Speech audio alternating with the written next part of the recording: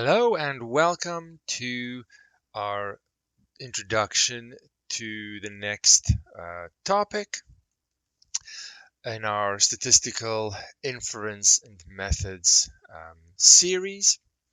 Today we're going to talk about analysis of variance.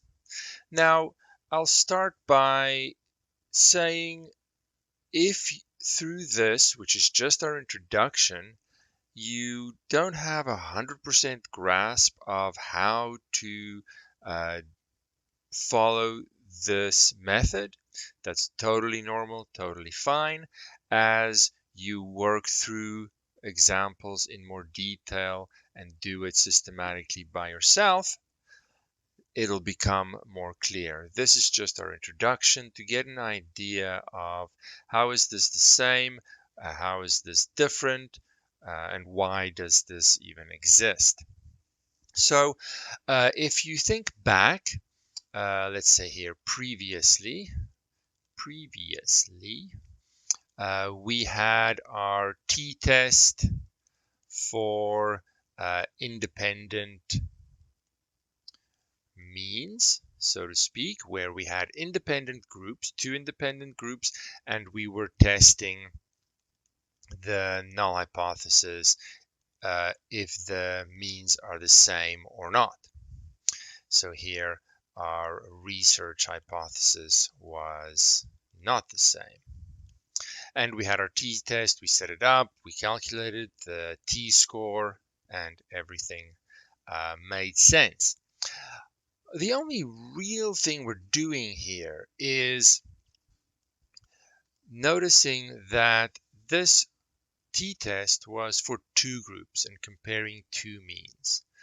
I could have more groups. I could have 3, 4, 5 groups independent that I'm testing to see if they are statistically the same, or if they, by way of their means, are significantly different from each other. So the analysis of variance steps in when I have more than two groups. It overlaps the previous t-test, and I can do it for two groups. Then the results will be identical. It's just I don't necessarily need to. The t-test is arguably a little simpler. So they do have an overlap in the two-group case. And then if I have more than two groups, then analysis of variance is the method that takes over.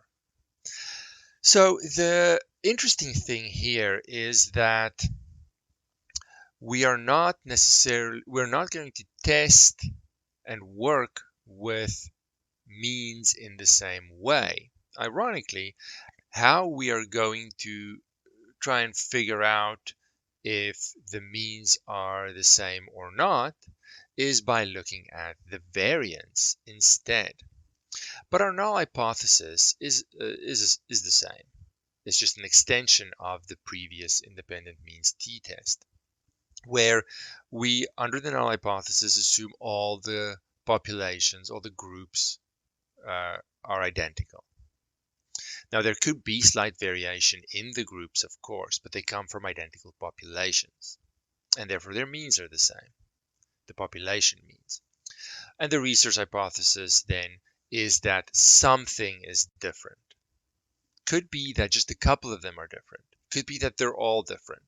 Because I have more groups, my null hypothesis, I'll write it over here, for let's say 3 groups will be that the 3 means from the 3 underlying populations are all the same. And then the research hypothesis will be that for 2 of them, they're not the same. Let's just say like this, it's not the null hypothesis. mu1 and mu2 could be the same, but not mu3. There is something among these groups or these populations that's not the same. So I don't necessarily want to say mu1 not equal to mu2, not equal to mu3. That's not quite true. I don't know where the inequality sits. It could be that these two are equal and mu1 is not. So I don't necessarily want to say that. It is the opposite. There is an inequality somewhere. But if you want to write it casually as not equal, not equal, not equal, just be aware that it doesn't mean they're all different. Just something is different. So that's the underlying idea and how we progress from the independent means to this Anova, short for analysis of variance method, and what it's trying to do. I think that's the first important thing to understand. What are we trying to do? Not how, but just why does this even exist? So we're going to have our groups here. Let me just see if I can erase this. Not erase this, just sort of, yeah, just erase this real quick. I need the space. I need some of this space. Thank you. And then I just want to make this smaller, like so. So we're gonna have our groups here. Groups. This is group 1, group 2, or sample. These are, of course, samples from their respective populations. Now, they're going to have their own variance inside that is hopefully a representative of the population variance, and same for this one, and same for this one. So within the groups, these are all going to come from the same population under the null hypothesis. So I can use all of these within group variation to estimate the population variance.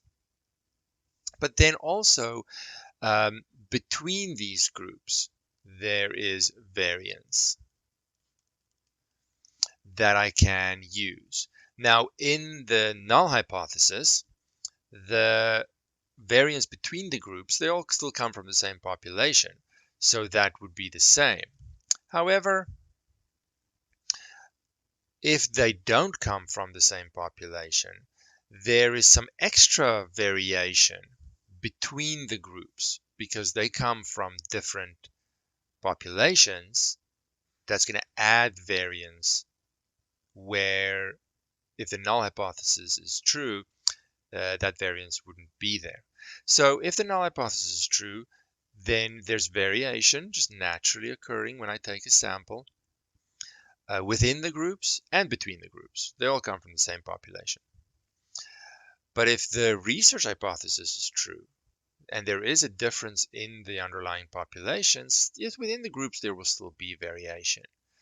That is captured when I look at the groups between each other. But there's also going to be a variation between the groups because they come from different populations.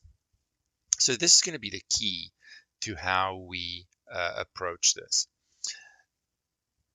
That I'm going to compare the between variance estimate to the within variance estimate, and we'll get to how we're going to do that. And how we are going to compare them is by making this fraction, this ratio, and if they are the same, it should be very close to 1. We're never going to get perfect because we're taking samples from our population, right? But if the research hypothesis is true and there is a between group extra variation, then the numerator is going to be larger than the denominator in this fraction I create, and I'm going to get a ratio greater than 1. And we call this the F ratio. It's going to have its own distribution, cutoff score, and everything like we're used to. It's just not going to look exactly the same. Okay, so that's the basic idea. Let's get into some detail with a specific example. I'm just going to do it like this, just to hide a little bit. And again, we're going to sort of run through this, but understand that it's not going to enable you necessarily right away to do your own example in detail from scratch. We're building up, just introducing the idea. Then in a future video, we'll work through examples, and then you'll get a better idea. So I don't want to get caught up in the detail too much, just getting an idea and then going deeper in when we do the examples in a slow and steady methodical way. So let's look at this criminal record study example. So here we have three groups, and we rated the jurors' decisions based on information that they get, but different pieces of information. The first group got information that the defendant has a criminal record. The second group had information that the defendant has a clean record. And the third group got no information at all. We want to investigate if that information affects the juror's decision. So our null hypothesis is that the mean score or rating, however we are rating the jurors' decisions, the mean population, the population means are all the same, that the information doesn't affect these, and these populations are actually all the same. And the research hypothesis is that they have different means. See, we don't say they're all different. Something is different somewhere. It could be between any two of them, and it could be all three for sure. So before I go further in that slide, let's have a look for how we're going to calculate these things. Because remember, we want to calculate this ratio. So first of all, within. How am I going to use the groups and the samples that I have to calculate within each group what a good estimate for the underlying population variance? So we're going to calculate the population variance estimates based on each group. So that's our classic variance estimate. Degrees of freedom, one less than the sample size. So let's look at the detail here of what we got in our criminal record study. Don't want to show too much there. So we had our three groups: criminal record group, clean record group, and no information group. And the ratings are over here. So you calculate the deviation from the mean, square deviation, sum of the squares, divided by sample size minus 1 in the same way as always. So I got variance estimates from each group: 4.5, 5, and 6.5. How we then merge these together, because under the null hypothesis they all come from the same population, right? All the populations are the same, so therefore the variances should be the same. So I'm simply going to average these out, add up all the variances, and divide by how many groups there are to get a better estimate, because within each group there's going to be slight variations. I just took a sample of 5. Of course, these variance estimates won't be the same, but they all estimate the population variance. So let's merge them and get the best estimate we can. So I'll worry about the degrees of freedom within in a second. Right now I don't need that, but it's written there. So our best estimate for the population variance that we'll call the variance within is then 5.33, just an average of these guys. Okay, so that's summarized over here, not over there, over there. Jumping between pages here a little bit. All right, so that should be pretty straightforward if you're on top of everything that happened up to this point. Now we want to estimate or the variance in a different way by looking at the groups, sort of each group as a whole. And we're going to do that. We're going to call that the between groups variance estimate. So what I'm going to do is I'm going to just take the mean of each group. So here in the first group, I have a mean of 8, second group mean of 4, then a mean of 5. I'm going to take that and then calculate the mean of those means, and we call that the grand mean. Add up all the means, divide by the group's average of all the means. That's the average of the means, the grand mean. And then I'm just going to treat these samples as single scores by way of their sample means, M. So then I take the deviation, and then I take the square deviation, sum the squares, divide by 1 less than the number of scores I have for this sort of simplified group of groups,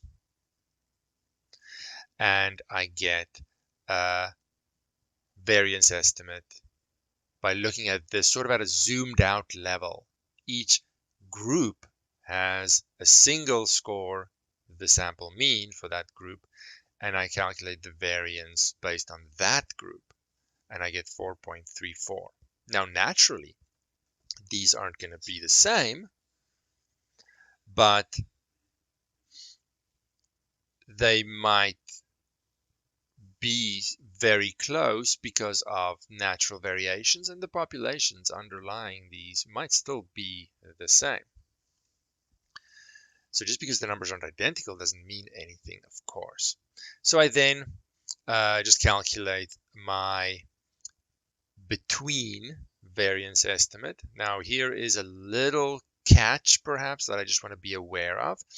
This over here is a variance estimate for the distribution of means, right? Because I'm looking at means. This is a mean, this is a mean, this is a mean, and I'm looking at the sample of means. So what I'm really estimating here is the variance, but for the distribution of means. And that's not ultimately what I'm looking at. I'm interested in the population variance estimate. This is a population variance estimate. Whereas when I look at between the groups, it's a distribution of means variance estimate. So if you remember, what is the link between the variance of the distribution of means and the population variance? Remember, I just divide by the number of scores, or the sample size. So therefore, to now reverse this and get an estimate through by this way, for the population variance, I multiply that by n, the sample size. All right, so let's see how that is done here. So that's a little catch, I suppose, that if you're not aware, that we could easily fall into that trap. So my group size, and we're going to go under the assumption, to keep things simple, that all the groups have the same size, 5 in this case, is what I need to multiply by my between groups, by my variance estimate for the distribution of means to get the between groups estimate. And I get 21.7. So we were a little quick. We can't compare this 5.33 to 4.34, even though they look comparable. We have to, and I fell into that trap as well. We have to realize that this is not estimating the same distribution as this top one. And therefore we multiply it by the group size, the sample size, which is 5 in this case, to get this. And these numbers, let's put them in a box. These are the numbers that should be compared. Now, just because this looks much bigger than that doesn't mean how much bigger is big enough to qualify as being significantly different in terms of the underlying populations. That's why we have a distribution that we measure these against. So when we calculate the ratio here, the between estimate over the within estimate, we get our F score. Now this F score, this ratio, has a distribution called the F distribution, and it looks like this. It has its own tables and cutoffs. Here's an example of the table where now both the numerator and the denominator has degrees of freedom that I need to be aware of, and then within each I have the 3 common significance levels. So this table actually has a lot of dimensions, so they're just giving me the numbers that are used most of the time. So let's see what we get. So here is our F distribution. Now I think I have a picture of this. Let me just triple check. So if we look at, jumping between many slides here, over here I think is where I want to be, yeah. If we now look at the degrees of freedom first, I suppose. So the degrees of freedom for the between groups, that's the numerator degrees of freedom. And when you look at the table, it'll say here numerator degrees of freedom. I have 3 groups. That's the number of groups minus 1. So in this example, I'm going to be in the 2 column. For the denominator, the within groups, I did the denominator first because it was, I think, more understandable, easier to do. The within groups estimate has degrees of freedom, simply adding up all the degrees of freedom of the individual groups. Each one 5 minus 1, so 4, 4, 4 for a 12. And because in my F ratio calculation, that is the denominator, the table says denominator degrees of freedom. So we're going to look at 12. Let's take an alpha of 0.5, and we see here that our cutoff score is 3.89. That we've listed over here, 3.89. So it is important to remember what are the degrees of freedom, because that affects where I look it up in the table. So if we look at, I think this is a good slide next. Over here, this is our situation. We had our different groups, some variation between them. Calculate the F score, F ratio, and we get a 4.07. But our cutoff is 3.89.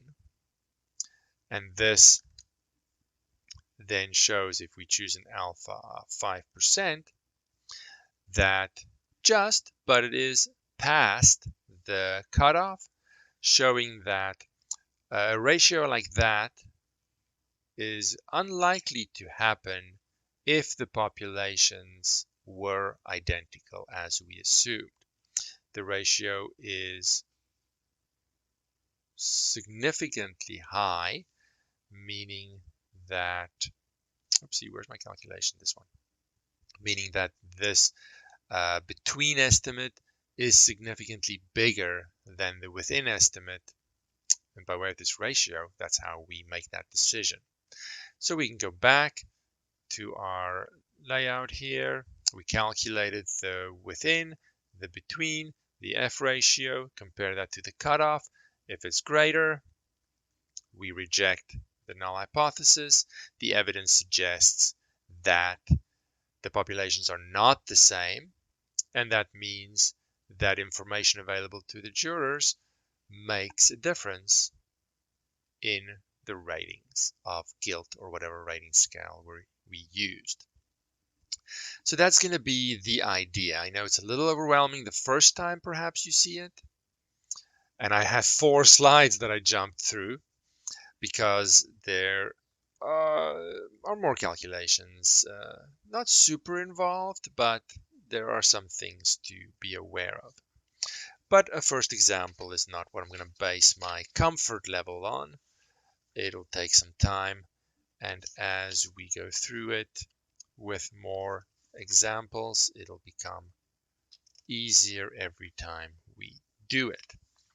But I find value in just getting sort of the big picture and then reinforcing that with a second example. So let's see our second example here. Willingness to volunteer. So we are asking people or rating their willingness to volunteer for something, depending on their situation when you ask them. So when you ask them if they're alone, when you ask them when they're with a best friend, or when you ask them in a larger group like a classroom. So these are the 3 populations, and we have a group of the same size for each of these. So our null hypothesis is that they're all the same, that the willingness to volunteer ratio is all the same, and who they're with doesn't affect it. And the research hypothesis is that it does. So let's just have an idea here of what the actual numbers is that we're working with.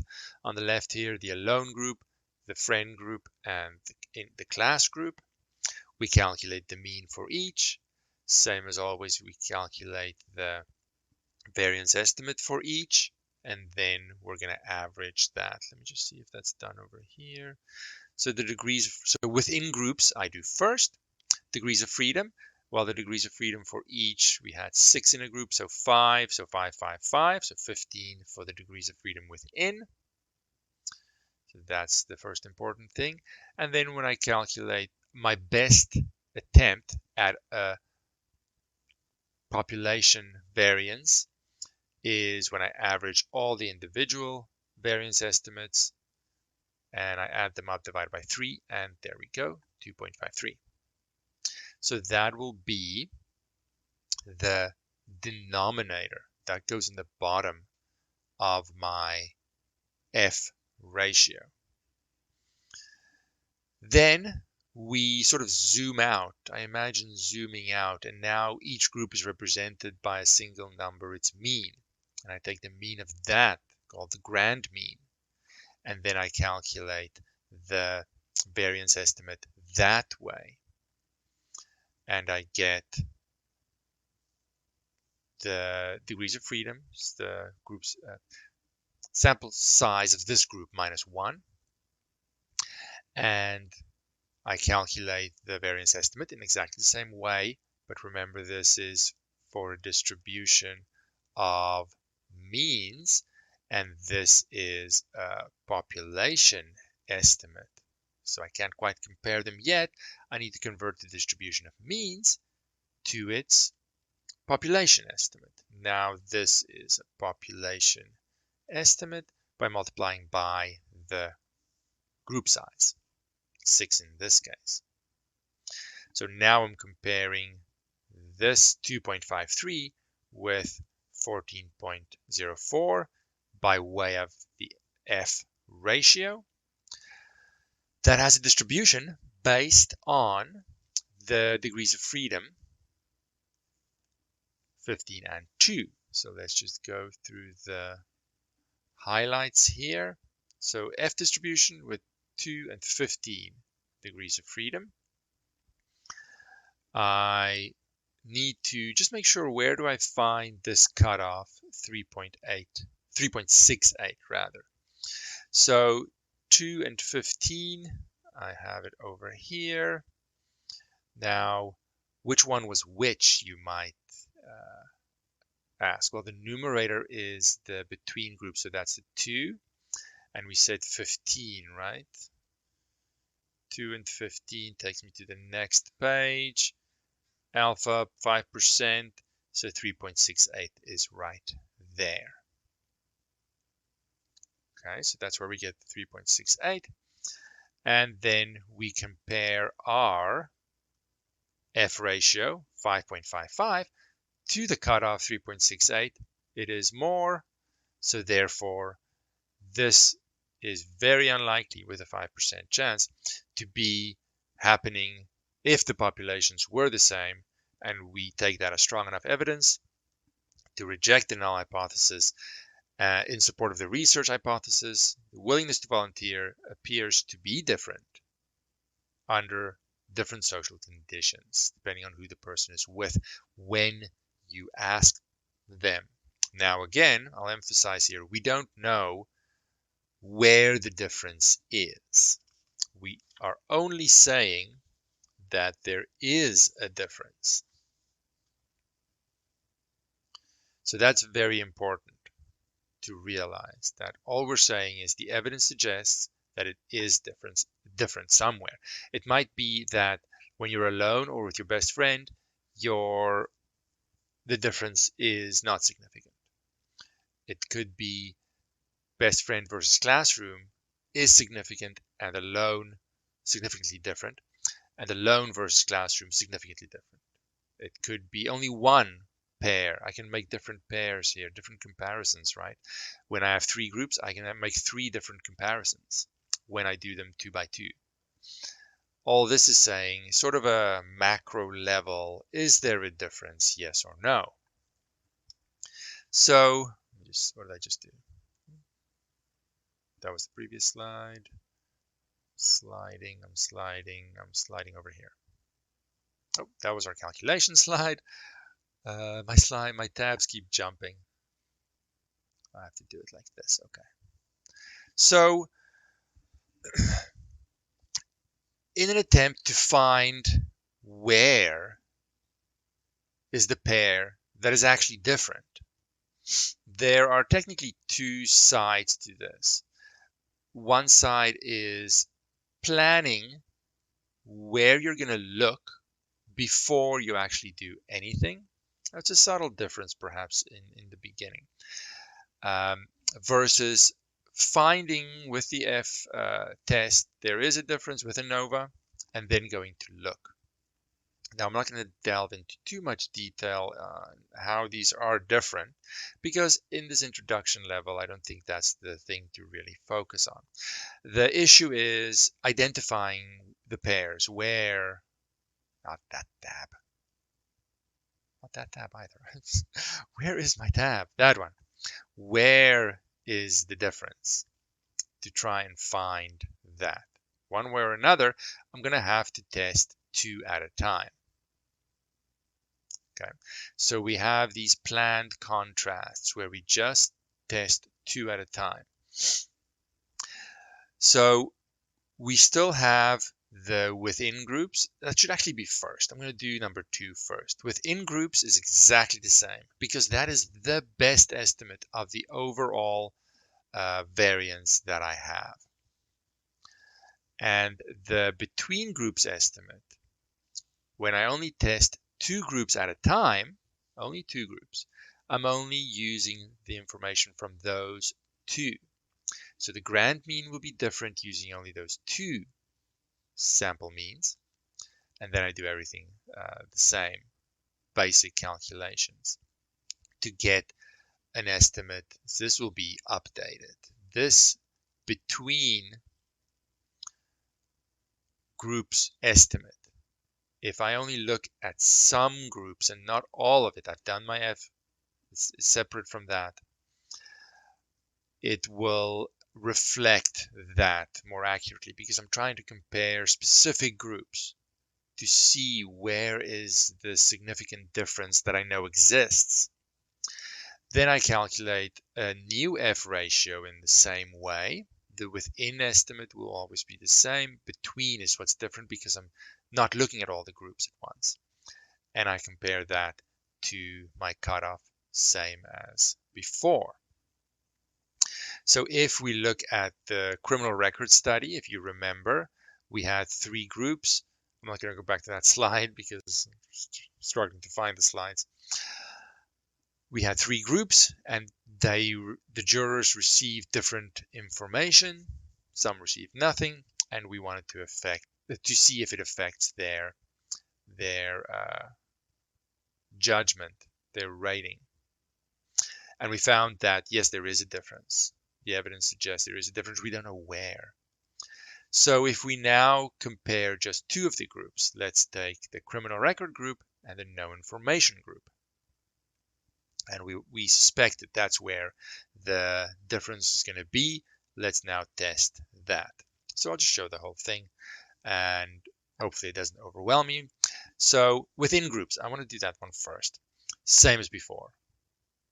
We could just take that from our previous calculation, no updating necessary there. But the between groups needs a little adjustment. I'm using only the means of the 2 groups being compared. So in that case, it was 8 and 5, so only 2 of them. For the grand mean, the number of groups now is 2 minus 1, number of groups minus 1, 2 minus 1. I'm only using those to get the estimate of the distribution of means, which I then multiply there by the group size, which is 5, to get 22.5 that I compare with 5.33. The degrees of freedom also updates. That's the number of groups minus 1. This will be the same as this. Lots of circles here, sorry. And then we calculate our F-score, or F-ratio, as usual, between estimate over within estimate. Our cutoff isn't quite the same because our degrees of freedom is different. The numerator one is now 1 instead of the 2 because I only look at 2 groups and 2 minus 1 is 1. Previously, I looked at 3 groups and 3 minus 1 was 2. So it's not quite the same cutoff either. I do compare these 2, and I see that the F ratio is not greater than my cutoff, and therefore I do not reject the null hypothesis. It's a new hypothesis test that these 2 means are the same, and the evidence isn't strong enough to suggest that they're different. So by delving deeper in and looking and trying to see if the difference that we know the evidence suggests is between these 2 groups, it is not between these 2 groups. Okay, so with these planned contrasts, we can sort of zoom in and focus on 2 groups at a time instead of the overall all groups that the original Anova F ratio test was trying to do. Okay, so that makes sense. That makes sense. But unfortunately, it's not quite that simple. Well, it is and it isn't. We just have to be careful in how we make our decisions. Remember that what alpha means. Alpha is the chance of, or the probability of a type 1 error, right? When I look at all the groups,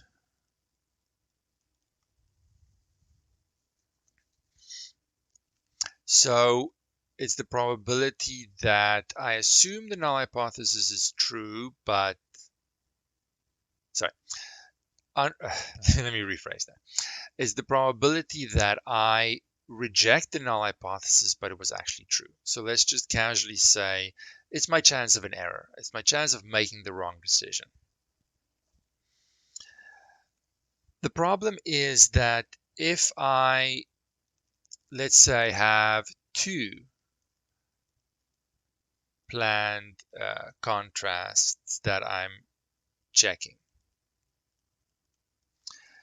I'm testing repeatedly two groups at a time, right? Remember, because I have many combinations of where the difference could sit.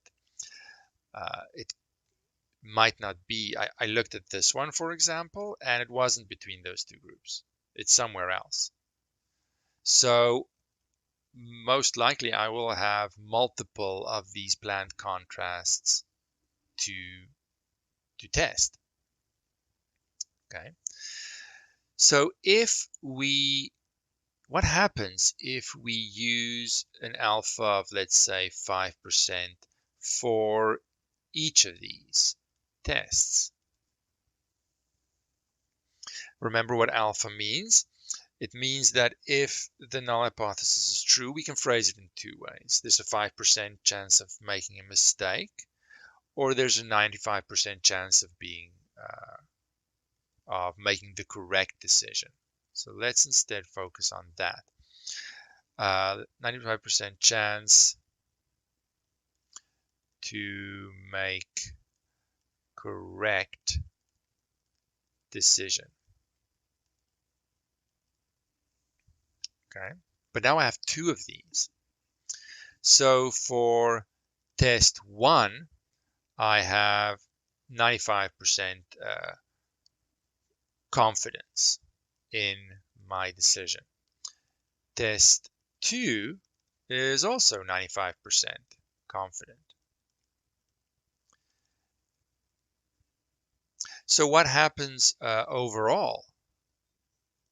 Well, not to get into how probabilities work too much, I have to do the decimal version here. My chance of making a correct decision, chance of correct decision overall, not making a mistake, is going to be 0.95 times 0.95, because it's one test followed by the next, followed by the next. It has a multiplicative property. And I get 0.9025, which means I'm 90.25% confident that I am making the correct decision. 90.25% chance of not making an error somewhere in these tests. That means that my chance for making an error is now up to 9.75 of a type 1 error somewhere among these tests. So there is a real danger in taking the original alpha for repeated tests.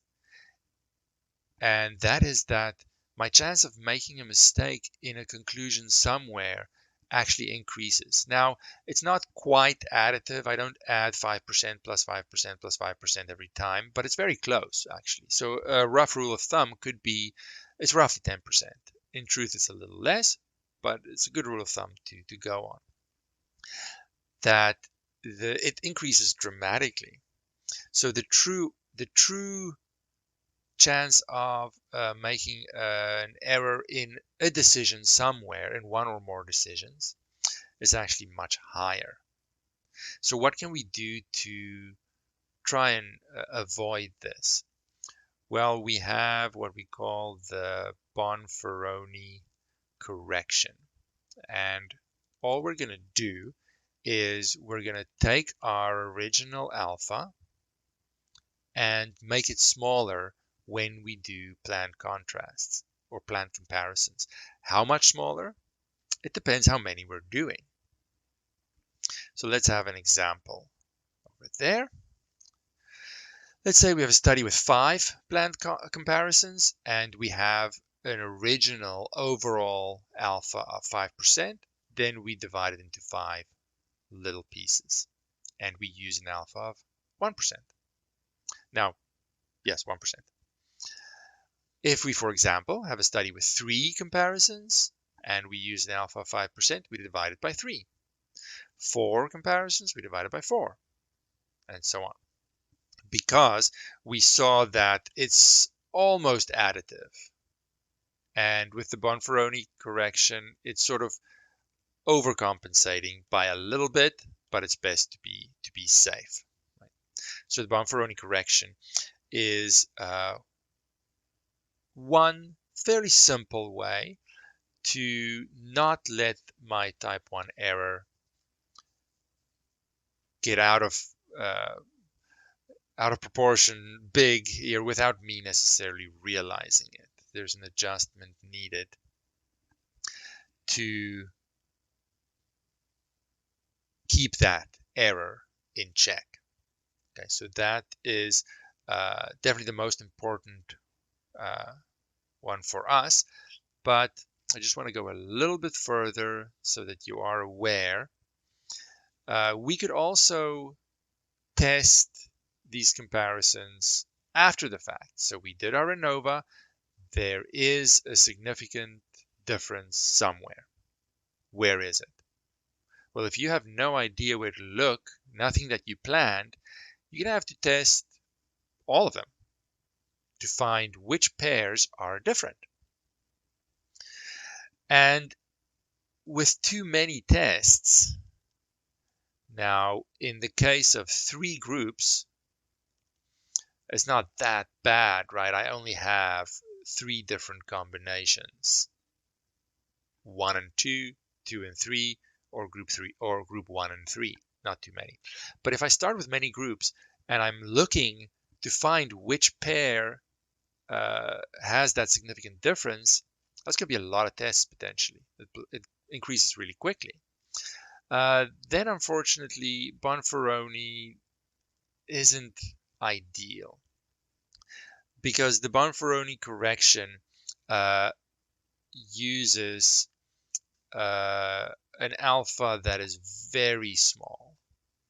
For example, if I start out with 5%, let's suppose I start with alpha 5% and I have 10 tests.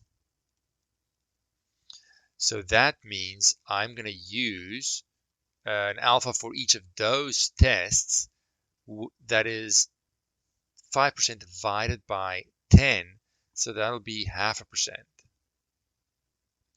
And when I test these, it really pushes my cutoff very, very far to the right. And that cutoff becomes so extreme that I'm very unlikely to get any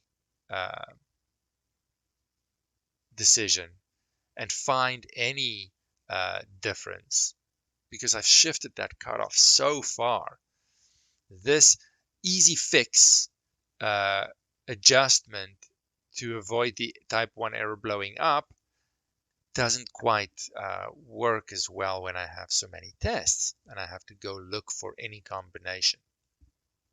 So the alternative is the Shefei test, where I'm going to follow the same procedure. I pick 2 groups and I just focus on that for the between group estimate. Within group estimate is the same, just like before. I figure the F ratio, but this approach divides the F ratio by the degrees of freedom between, which is the total number of groups minus 1. So that if I calculate an F, it's just an alternative. I have 2 alternatives here. I have 2 options, basically. I can shift my cutoff line further to the right, or I can scale my F ratio that I calculate back. These 2 things need to be adjusted. So Bonferroni shifts the cutoff line to the right, but with many tests, it's a little too far for me to actually have a practical use for it. The Shefei test adjusts the F ratio in terms of how many groups I had to start with. So let's look at that. For example, if I compare the criminal record group with the no information group, then I follow the same procedure. I get an F ratio of 4.22. Instead of adjusting the alpha, I keep alpha at 0.05. I'm going to divide the calculated F ratio by 2, number of groups, minus 1, 3 minus 1, and scale that back to 2.11, and then use that with my normal cutoff to make a decision. So I have these two that I just want to be aware of. In our questions, we'll use Bonferroni more often because we don't have a lot of groups and things that we'll test, because by hand it's quite impractical. But I want to be aware of problems that could arise, sort of limitations of these methods, and an alternative. So that hopefully gives you a good basic idea of Anova. And then we can build on that with some specific examples for you to see all the details slowly, getting you to the point where you can hopefully do it as well. All right, until next time.